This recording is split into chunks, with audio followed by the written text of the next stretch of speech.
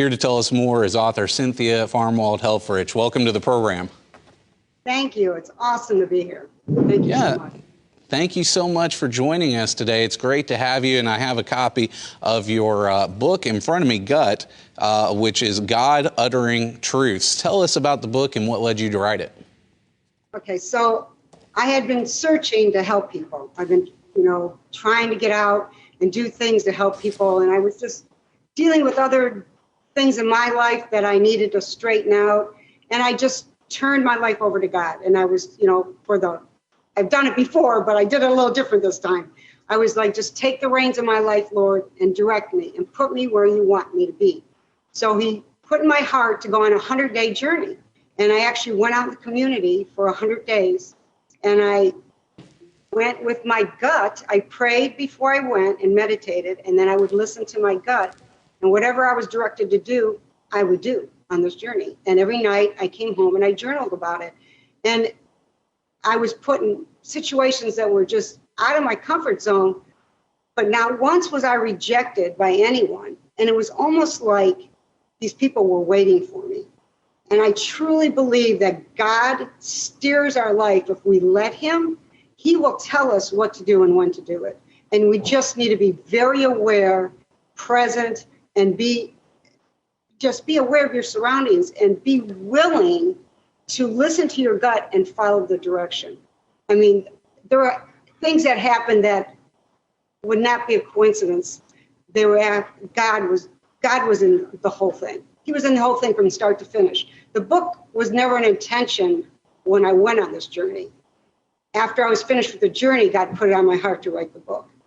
And the book is full of the journey as well as helpful things that we don't think about all the time, but that really help our mindset and to get all we can out of life. And live our purpose, like your earlier segment. It's like we were all born with a purpose. And when we find that purpose and we follow it, we can't fail because that's the reason God created you. You're not going to fail if that's the reason God created you. Wow, that's good. Well, I think many of us can maybe think of times where we thought we were following our instinct or our gut, and maybe we got it wrong. But I want to ask you to share how you really were able to get that connection with God to where you knew it was him leading you in the direction that you should go. Well, I had to quiet my spirit. There was a lot of internal work I had to do. I couldn't just say, okay, I'm going out. I had to, like I said, I meditated, I prayed, I asked God, I pleaded with him to help me, to put me where I needed to be. And sometimes our gut tells us not to do something as well, and we have to listen to it. So it was just being very aware of it.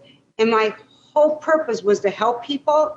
So when I had the gut instinct to go help, I did it. Like there was one time, which is my favorite story in this book, is I was walking out the door and my son called, and he's a middle school 6th grade social studies teacher. So his kids love him. He's won awards. It's awesome. So he's telling me about this, and I'm walking on my journey that day, and I thought, well, we'll talk for a few minutes and then I'll keep walking. So I went the opposite direction I normally go, and he was telling me all this, and I was very happy for him. But a little bit of me was like, I wish I could be there, because he's in Kentucky and I'm in Ohio. So I wish I could be closer. So as I hung up with him, I looked up and there was a young boy playing catch. So as I got closer, he was playing catch by himself. He was throwing it against the house. So I said, if you got another glove, I'll play with you. Now, trust me, I'm not an athlete. So for me to say that was like, you're going to kill this kid with this ball. What are you doing? But I was like, no, God told me to do this. I mean, it was gut-led. Words came out of my mouth that were God's words. So we played catch. He told me about his siblings, his family, chit-chat for about 20, 30 minutes. And I said to him, oh, what grade are you in? And he said, 6th grade. I said, really? And what's your favorite subject? He said, social studies. And I said, why? And he goes, because I love my teacher. Every time I tell that story, it tears me up, because it's just like, God knows our little needs. He's in the fine details of our life. In the grand scheme of things, this was not a big deal, but it was a big deal to me. And it was that little thing that I desired at that moment. He gave it to me instantaneously. And that's the part that I don't think we understand all the time. Well, that's an incredible story that you just shared. And I think one thing that people need to understand about following the will of God is that it's not just going to be about going out and doing good works and helping other people. And I think a lot of times people think that it's a sacrifice to follow God's direction. But really, as you shared, when we are in God's calling, when we are in His plan, we find that He wants to bless us. He puts us in situations that, yes, certainly are probably going to be beneficial to others, but that are going to bless us as well. And so as you went on that journey, what are some of the things that you learned or that happened to you that you want others to know about as they read the book? Well, I learned the thing you just said is God blessed me far more than I blessed others, I felt like. Every day when I came back from my journey, I felt so incredibly blessed, and I was so thankful that I was allowed to do this. You know, I was trying to do a work for God, but God was doing works for me. I learned that even in the quiet moments, there was times when I walked and I saw no one, and I wasn't always in my neighborhood. But I learned that those were the times for reflection. You know, sometimes we go full steam ahead with stuff, but we need to calm down and quiet ourselves and look back. What am I doing? Am I on the right road? We have to check ourselves. And it's very important to do that. I found that journaling was important because you forget things, for one thing, and you just need to write things down. We need to be grateful. Every day we need to give thanks to God, you know, and we need to know that people need encouragement. When I met this one young man, and I tell the story in my book, I had met his daughter weeks before that. And she was like maybe 8 years old. And we had a connection, we talked. And then I met the dad, which I didn't know was the dad till we talked for a while. And I paid him a compliment on raising such a strong little girl, you know, that was very aware of other people, paid compliments. That's a rarity for someone so young. And you could tell he wasn't used to having compliments. And I realized the impact of a compliment is huge. I learned that years ago. You need to compliment people. When you see something good, mention it. It doesn't take but a second sometimes or two, but it makes these people, it changes their lives. It really does.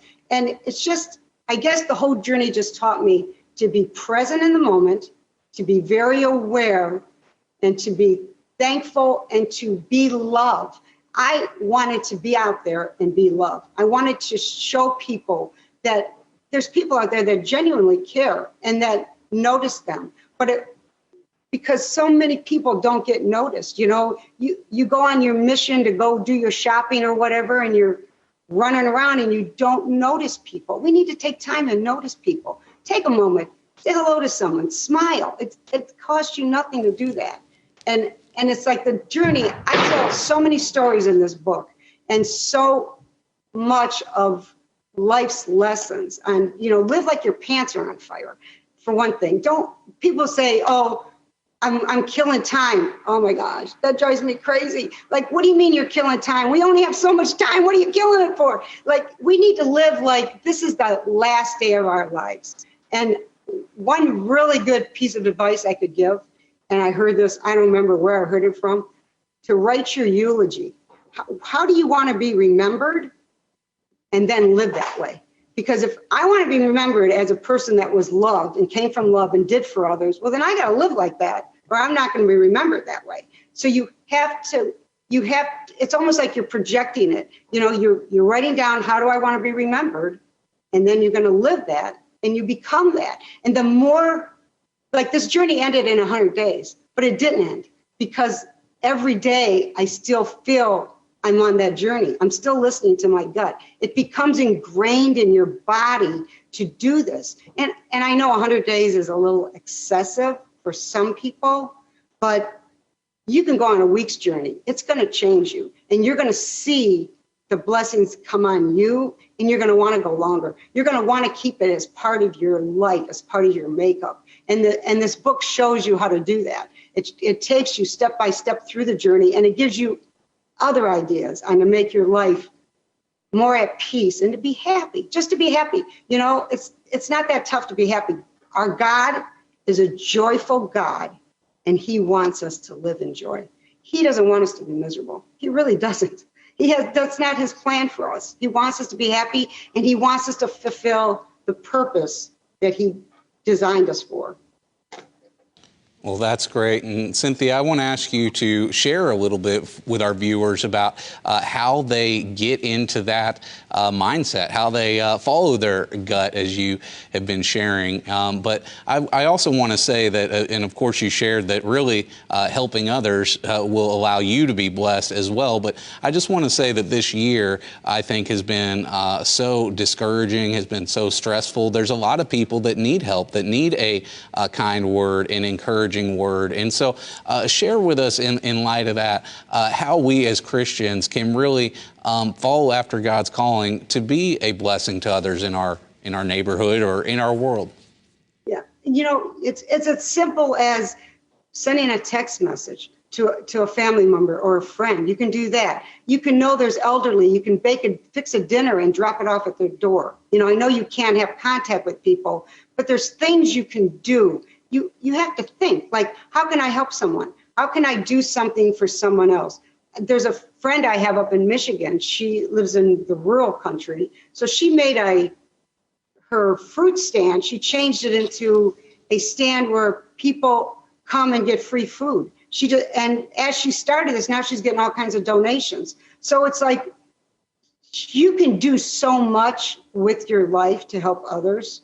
You just have to think outside the box sometimes, but just being kind and noticing people, I think is the big thing. Like, I send out text messages all the time to people, because it's like that little text, whether they reply to me or not, it doesn't really matter. Or I send them a card.